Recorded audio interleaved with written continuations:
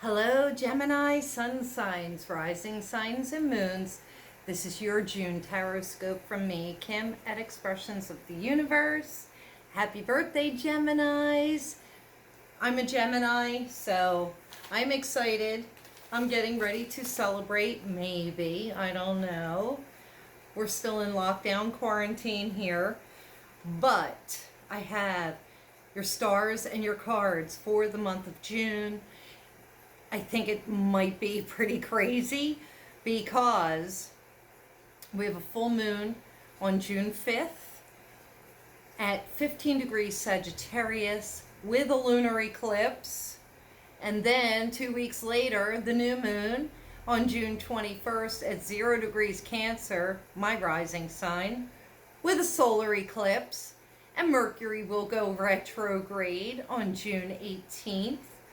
So just adding to the mix of everything we're going through for Geminis, that full moon, of course, I take my notes. The full moon will be hitting us in the 8th and ninth house. So it's like endings, death, transformation, and expansion at the same time. And then the new moon will be focusing on our first house and second house. So that's our self and our money, our values, our material things. So let's get started. These cards here I have pre-shuffled to save time. And let's start with this deck. I want to try and pare it down a little bit. Make these a little quicker, but this is going to be a really kind of a crazy month. I'm actually very nervous about this month because I'm a 13-degree Gemini. The full moon will be conjuncting my sun, full moon at 15 degrees, and that lunar eclipse. Eclipses bring major changes. And then the new moon with the solar eclipse directly on my ascendant. So I'm like, what the hell? Okay. Oh, I want to cut these. Yeah, my guides are saying cut them. So what are we looking at? Okay, so we've got, I want to pull this back a little bit so you can see it.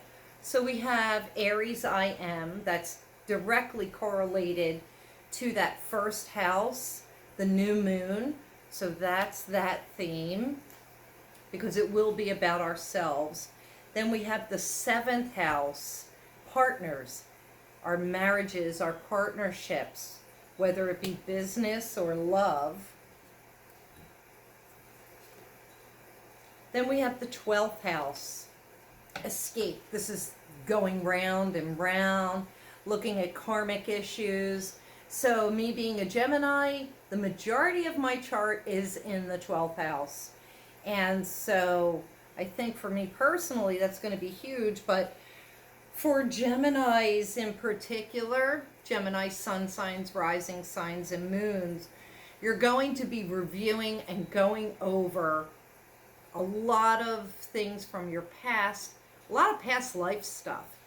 This is the time to clear all of that so that we can enter into this phase of the Great Awakening, the new frontier, the new world that is coming.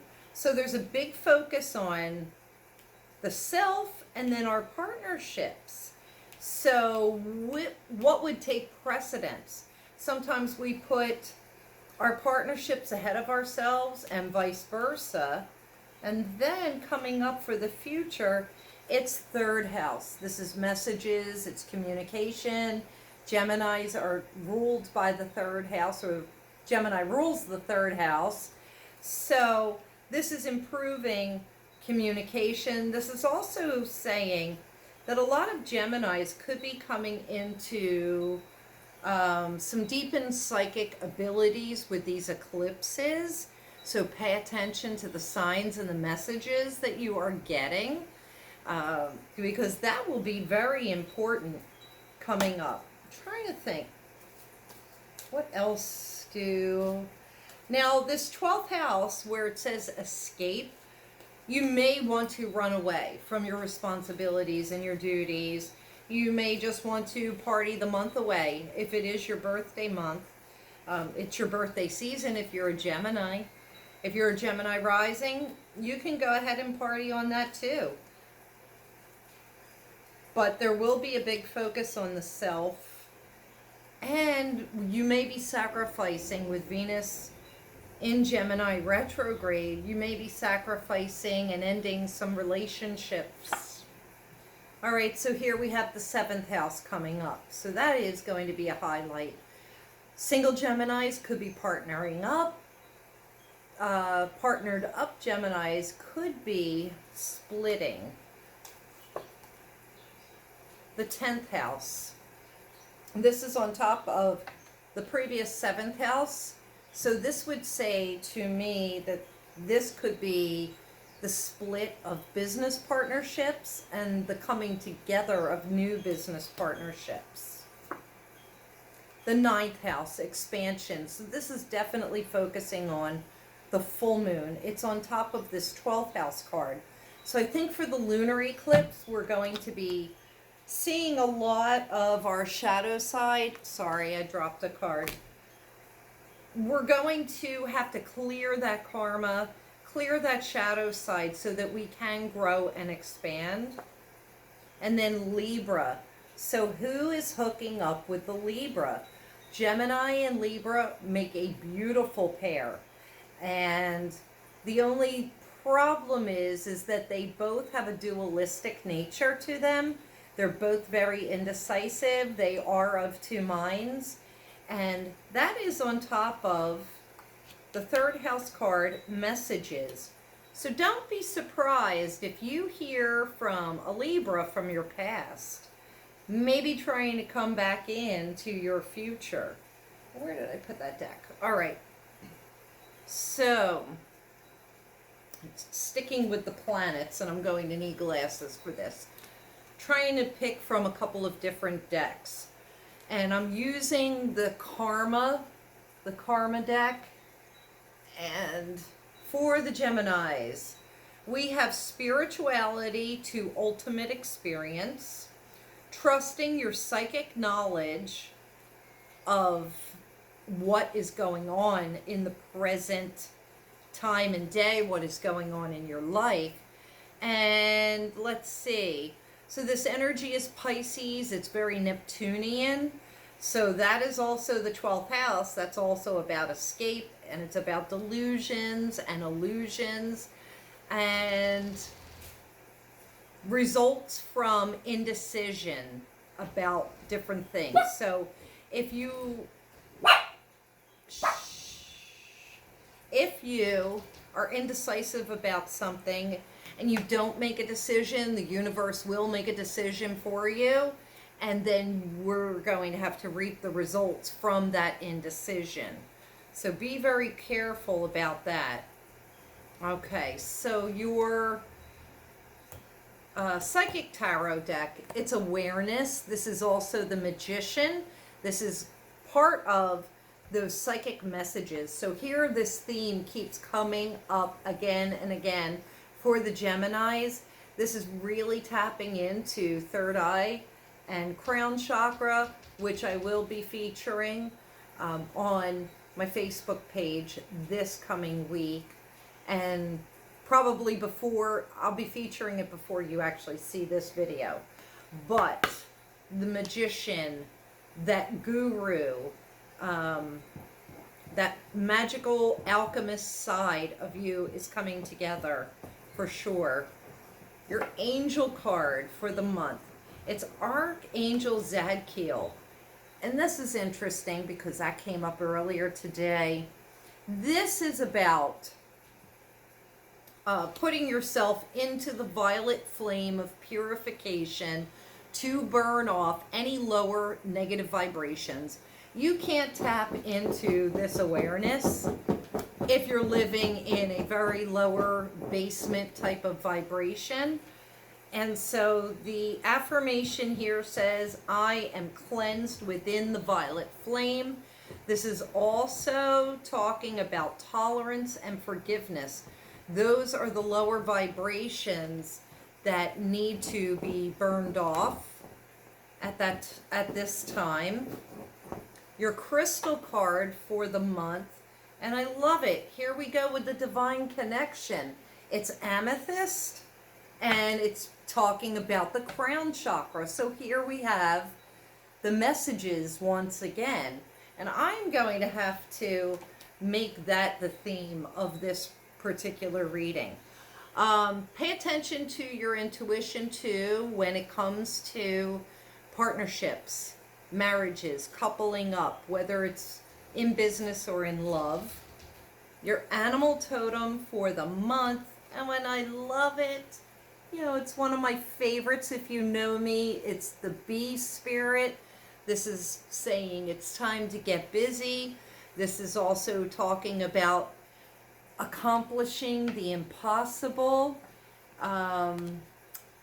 This says sweet results await. So patience, my fellow Geminis, patience. The sweet results await us in the month of June, because it's time for us to celebrate. The wisdom of the Avalon. Oh, wow. I can't even make this up. So I shuffled these. I prepped them. Did not look at them. And it is wasp totem. So here we have another form of a bee. And I think that is really confirming that totem energy. I had written an article at expressionsoftheuniverse.com about the wasp. And this is talking about our anger, retaliation, and jealousy. So whereas the bumblebee, the honeybee, is talking about the sweet nectar of life, sweet rewards awaiting, getting busy, and also accomplishing the impossible, the wasp is talking about a totally different energy. It's our anger, it's jealousy and retaliation, and definite caution against that, especially with these eclipses coming up, because that is a lower vibration. It is ego energy, so you don't want to engage in that. And anybody that would be engaging you in that, coming at you with the anger, the retaliation, the jealousy, cut them off and walk away. Take the higher road. And then this final card. Oh, no. I did shuffle these in advance. So let's see. Forgot your tarot reading. Fortune's Wheel. The Six of Water. 10 of Fire. And the 4 of Fire. So we have a lot of creative energy coming in. Fortune's Wheel, or Wheel of Fortune in some decks. Beautiful card. Spin the dice. Spin the dice. Spin the wheel. Roll the dice, move your mice. So the Wheel of Fortune, it's the ups and downs of life. And what goes up must come down, and what is down must come up. The Wheel of Fortune is constantly spinning, but I think for the Gemini suns, risings, and moons, the Wheel of Fortune is definitely in your favor, and it's about yourself and your partnerships, the 7th house.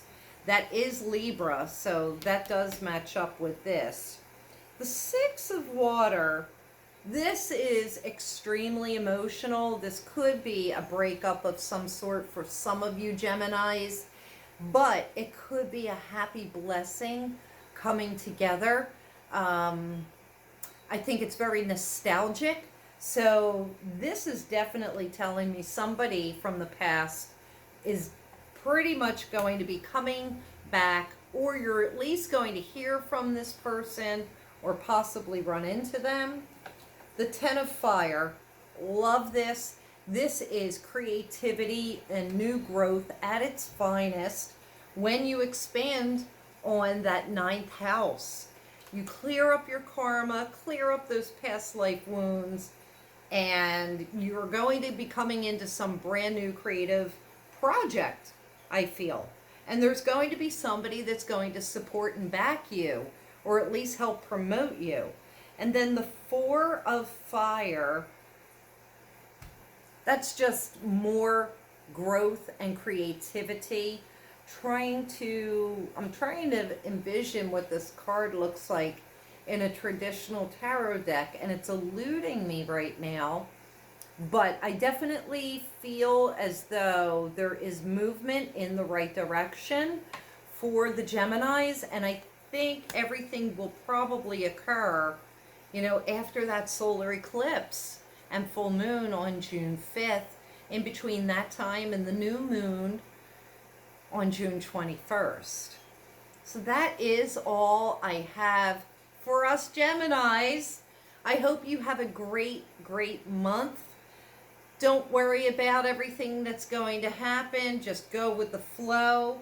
But I feel that, it's definitely a partnership type of month. I feel that it's pretty amazing. And don't forget about the indecisiveness. Like, don't talk yourself out of something fantastic that could be coming your way or already in front of your face. So until next time, thank you for watching this. If you like this video, please share it with your friends. Go ahead and subscribe. Check out my other videos that are going to pop up here, depending on what platform you're on. Be sure to check me out on Facebook, Instagram, Twitter, YouTube, Pinterest, and expressionsoftheuniverse.com. Bye.